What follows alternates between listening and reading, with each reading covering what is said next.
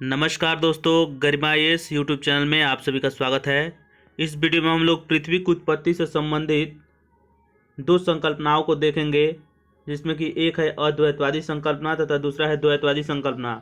अद्वैतवादी को monistic concept तथा द्वैतवादी संकल्पना को डुअलिस्टिक कॉन्सेप्ट के नाम से जानते हैं। और इसके अंतर्गत हम लोग देखेंगे आज मेन करके कांट की वायव्य राशि परिकल्पना, और आगे भी हम देखेंगे द्वैतवादी संकल्पना के अंतर्गत कौन कौन सी हाइपोथेसिस दी गई है उसको भी देखेंगे। लेकिन आज विशेषकर हम लोग ध्यान देने वाले हैं कांट की वायव्य राशि परिकल्पना। यह भौतिक भूगोल का बड़ा ही महत्वपूर्ण टॉपिक है, इसलिए चलिए हम लोग एक एक करके समझने का प्रयास करते हैं। सबसे पहले आपको बता देते हैं ऊपर की चीज़ों को जो लिखे हुए हैं। ग्रहों की उत्पत्ति में भाग लेने वाले तारों की संख्या के आधार पर वैज्ञानिक संकल्पनाओं को दो वर्गों में विभाजित किया गया है। यानी कितने तारे भाग ले रहे हैं ग्रहों की उत्पत्ति में, उस आधार पर वैज्ञानिक संकल्पनाओं को दो भागों में विभाजित किया गया है। एक है अद्वैतवादी संकल्पना। अद्वैतवादी कहने का मतलब इसमें एक ही तारा भाग लेता है। अद्वैत यानी इसमें दो नहीं है, सिर्फ और सिर्फ एक ही है। मोनिस्टिक कॉन्सेप्ट इसको बोलते हैं अद्वैतवादी संकल्पना को। दूसरा है द्वैतवादी संकल्पना, यानी द्वैत का मतलब दो होता है या दो से अधिक भी हो सकता है। तो द्वैतवादी संकल्पना आपको समझ में आ गया, डुअलिस्टिक कॉन्सेप्ट। इसमें दो दो तारे भाग लेंगे। पृथ्वी की उत्पत्ति से संबंधित चीज़ों की जो भी हम लोग व्याख्या करेंगे उसको देखेंगे तो इसमें दो तारे भाग लेंगे। इससे संबंधित जो भी हाइपोथेसिस, डुअलिस्टिक कॉन्सेप्ट यानी द्वैतवादी संकल्पना से संबंधित जितने भी हाइपोथेसिस को देखेंगे उसमें दो तारे भाग लेंगे, और अद्वैतवादी संकल्पना में इसमें एक ही तारा भाग लेगा। इसी के अंतर्गत हम आज पढ़ने वाले हैं कांट की वायव्य राशि परिकल्पना, और अगले वीडियो में हम लोग देखेंगे लाप्लास की निहारिका परिकल्पना। तो कांट की वायव्य राशि परिकल्पना क्या थी, सबसे पहले हम इस वीडियो में यही देखने वाले हैं। यही है हमारे कांट महोदय, जर्मन के रहने वाले थे, जर्मनी के। आइए अब एक एक करके हम लोग देखने का प्रयास करते हैं कि आखिर में कांट की वायव्य राशि परिकल्पना क्या कहती है। कांट की वायव्य राशि परिकल्पना पृथ्वी की उत्पत्ति से संबंधित है। कांट की वायव्य राशि परिकल्पना, और ये 1755 ईस्वी में दिए थे, और ये जर्मन दार्शनिक थे। कांट जो थे ये जर्मन दार्शनिक थे। इन्होंने वायव्य राशि परिकल्पना का प्रतिपादन किया। वायव्य मतलब गैस होता है, और वायव्य राशि परिकल्पना का प्रतिपादन किया था। और यह जो वायव्य राशि परिकल्पना का प्रतिपादन जो किया था वह न्यूटन के गुरुत्वाकर्षण के नियम पर आधारित था। किस नियम पर, यह पूछ लिया जाता है कि कांट के वायव्य राशि परिकल्पना किस नियम पर आधारित है, तो न्यूटन के गुरुत्वाकर्षण के नियम पर आधारित है। आगे हम लोग देखेंगे कि कैसे है। आइए हम आगे की चीज़ों को देखते हैं। कांट महोदय ने यहाँ पर क्या चीज़ें माना, उस सब चीज़ों को हम लोग देख लेते हैं। कांट की जो ये हाइपोथेसिस था, अर्थात वायव्य राशि परिकल्पना, यह प्रारंभ में इस मत की सराहना हुई। यानी कहने का मतलब यह कि जो कांट की वायव्य राशि परिकल्पना है, इसकी प्रारंभ में शुरुआती दौर में इसकी काफ़ी सराहना हुई, परंतु बाद में इसे तर्कहीन प्रमाणित कर दिया गया, क्योंकि यह मत जो था गणित के गलत नियमों पर कल्पित किया गया था। अर्थात गणित के गलत नियम पर यह बताया गया था। कांट की परिकल्पना का अनेक तथ्यों पर आधारित है। कांट का जो परिकल्पना है अनेक तथ्यों पर आधारित है, उसके बारे में हम लोग एक एक करके देखने वाले हैं। आइए हम लोग देखते हैं। कांट महोदय ने मान लिया कि प्राचीन काल यानी अतीत काल में ब्रह्मांड में दैव निर्मित आद्य पदार्थ मौजूद थे, यानी बिखरे हुए थे। यही है दैव निर्मित आद्य पदार्थ। आद्य पदार्थ का मतलब होता है जिससे कि ग्रहों और जिससे कि सौरमंडल की उत्पत्ति होती है। जिन पदार्थों के मिलने से सौरमंडल की उत्पत्ति होती है उसी को आद्य पदार्थ के नाम से यहाँ पर जाना गया है, उसी को दैव निर्मित पदार्थ कहा गया है। तो कांट ने मान लिया कि प्राचीन काल में ब्रह्मांड में दैव निर्मित आद्य पदार्थ बिखरे हुए थे, और ये अत्यंत प्रारंभ में क्या थे, ये अत्यंत कठोर थे, शीतल थे और गतिहीन थे।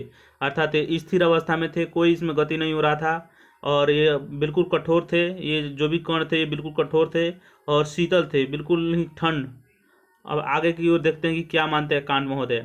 पुनः कांट महोदय ने मान लिया कि आपसी आकर्षण के कारण ये कण या आद्य पदार्थ एक दूसरे से टकराने लगे। ये कण जो थे एक दूसरे से टकराने शुरू हो जाते हैं।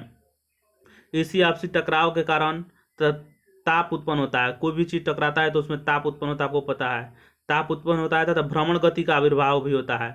हालांकि ये भ्रमण गति कैसे उत्पन्न होती है, इस पर भी ये इनका दोष है कि भ्रमण गति आखिर कहाँ से आया, कि क्योंकि कणों के आपसी टकराव से भ्रमण गति पर कोई प्रभाव नहीं पड़ता है। लेकिन इन्होंने माना कि भ्रमण गति का आविर्भाव हुआ तथा ताप की उत्पत्ति हुई। यहाँ पे हम लोग देख सकते हैं कि गुरुत्वाकर्षण बल और आपसी टकराव होने लगता है, और टकराव के कारण ताप एवं भ्रमण गति का आविर्भाव होता है। ताप में निरंतर वृद्धि से आद्य पदार्थ क्या होता है, वायव राशि में परिवर्तित हो जाता है, यानी गैसियस फॉर्म में। सबसे पहले तो आद्य पदार्थ लिक्विड फॉर्म में आया होगा, जब ताप बढ़ेगा कोई भी ठोस चीज रहता है गर्म कीजिएगा तो द्रव में आएगा लिक्विड फॉर्म, उसके बाद गैस में आएगा। तो ताप चूंकि अधिक था इसलिए वायव राशि में परिवर्तित हो गया। आगे की चीज़ों को देख लेते हैं। ताप तथा भ्रमण गति के फलस्वरूप प्रारंभिक शीतल तथा गतिहीन वायव्य पदार्थ तप्त एवं गतिशील निहारिका में परिवर्तित हो गया। जो ताप आया और भ्रमण गति, उसके फलस्वरूप क्या हुआ कि प्रारंभिक जो शीतल और गतिहीन जिसमें गति नहीं था वायव्य राशि, वह तप्त यानी पूरा गर्म और गतिशील निहारिका में परिवर्तित हो गया। निहारिका होता है गैसियस फॉर्म, गैस का जो धूल कण से निर्मित बड़ा बड़ा आपको गैस का जो गोला होता है उसी को हम लोग निहारिका के नाम से जानते हैं। यह ब्रह्मांड में होता है निहारिका। तो ये निहारिका के रूप में वो जितने भी कण थे वे अब गैसियस फॉर्म में परिवर्तित हो गए थे और वे गतिशील हो गए थे, इसलिए इसको निहारिका कहा गया है। और आगे के देख लेते हैं कि निहारिका ताप के आविर्भाव के साथ घूमने लगती है। जैसे ही ताप का जन्म होता है निहारिका क्या करता है, घूमने लगता है और उसके आकार में वृद्धि होने लगती है। आकार भी जैसे जैसे घूमता है आकार में वृद्धि होने लगता है निहारिका। ठीक, यहाँ तक आपको समझने में कोई दिक्कत नहीं हुआ होगा। आगे की तरफ देख लेते हैं। इस प्रकार निहारिका इतनी तीव्र गति से घूमने लगी कि अपकेंद्रीय बल, केंद्र से बाहर की ओर लगने वाला बल, जिससे कि आपको दूध से मक्खन निकाला जाता है, आपको यही बल लगता है। और जैसे कि झूला झुलाया जाता है, यही अपकेंद्रीय बल काम करता है, बाहर की ओर लगने वाला सेंट्रीफ्यूगल फोर्स। इसके अलावा मौत के कुआं देखे होइएगा आप लोग, जिसमें कि बाइक चलाते हैं, वो भी केंद्र की तरफ नहीं गिरता है क्योंकि सेंट्रीफ्यूगल फोर्स लगता है उसमें भी। तो इस प्रकार निहारिका इतनी तीव्र गति से घूमने लगी कि अपकेंद्रीय बल यानी बाहर की तरफ बल लगा और निहारिका के मध्य भाग में उभार होने लगा तथा इस क्रिया की तीव्रता के कारण पदार्थ का एक छल्ला बाहर हो गया। इसी क्रिया की पुनरावृत्ति के कारण 9 गोल छल्ले निहारिका से अलग हो गए और यही 9 गोले छल्ले अलग होकर 9 ग्रह का रूप धारण कर लिए। जैसे कि यहाँ पर देखिए, यह क्या हुआ कि इसमें ताप में वृद्धि होते गया यह निहारिका में, और बीच में उभार उत्पन्न हो गया। बीच में उभार के साथ ये वलयाकार रूप में बाहर निकल गया, तो 9 छल्ले बाहर निकलते हैं और बीच का जो यह भाग बच जाता है बीच का, वह केंद्र सूर्य के रूप में रह जाता है। और ये सारी चीज़ें चूँकि गर्म रहती हैं, इसी प्रकार ये वलय जो रिंग निकलता है, छल्ले, ये आपस में जुड़कर आपको ठंडे होते हैं और ठंडे होने के पश्चात जम करके ठोस हो जाते हैं और इस प्रकार आपको ग्रहों का निर्माण होता है। और इसी प्रकार ग्रहों से भी छल्ले निकलते हैं और उसके भी गांठ के रूप में निकलता है बाहर की तरफ, वो भी ठंडा होकर के जम करके और वह उपग्रह का रूप धारण कर लेता है। अब आइए, ये आपको चीज़ें समझ में आ गया होगा कि कांट महोदय ने क्या कहा था। अब आइए इनके दोष क्या क्या थे, कांट महोदय का परिकल्पना के दोष क्या क्या है, इस वीडियो में थोड़ा सा आगे की तरफ देख लेते हैं। कांट की परिकल्पना के दोष क्या थे, तो कणों के आपसी टकराव से भ्रमण गति पर कोई प्रभाव नहीं पड़ता है, इस प्रकार निहारिका के निरंतर गतिवृद्धि त्रुटिपूर्ण है। कांट महोदय कहे हुए थे कि कणों के आपसी टकराव से भ्रमण गति में वृद्धि होता है, परंतु कणों के आपसी टकराव से भ्रमण गति पर कोई प्रभाव नहीं पड़ता है, जितना गति रहेगा उतना ही गति रहेगा। इस प्रकार निहारिका की निरंतर गतिवृद्धि जो बताए हुए हैं कि निहारिका की निरंतर गतिवृद्धि होती है और उसके मध्य भाग में उभार होने लगता है और एक छल्ला बाहर पहले निकलता है, उसके बाद इसी प्रकार की पुनरावृत्ति होती है और 9 छल्ले बाहर निकलते हैं, जिससे कि 9 ग्रहों का निर्माण होता है। यह यहाँ पर कहने से थोड़ा सा यहाँ पर गलत यहाँ पर सिद्ध होते हैं। यह जो चीज़ें माने हुए हैं यह आपको लागू नहीं होता है, गणित के गलत नियमों को कल्पित किया गया है। आपको आगे बताते हैं कांट की यह परिकल्पना। दूसरा नंबर पॉइंट जो है, कांट की यह परिकल्पना कि आद्य पदार्थ में गति कोणों के आपसी टकराव से हुई कोणीय आवेग की स्थिरता के सिद्धांत के विपरीत है। कोणीय आवेग की स्थिरता का सिद्धांत कहता है क्योंकि आपसी टकराव से गति उत्पन्न नहीं होती है, यह कोणीय आवेग के स्थिरता का सिद्धांत कहता है क्योंकि आपसी संवेग संरक्षित रहता है, आप लोगों को पता होगा।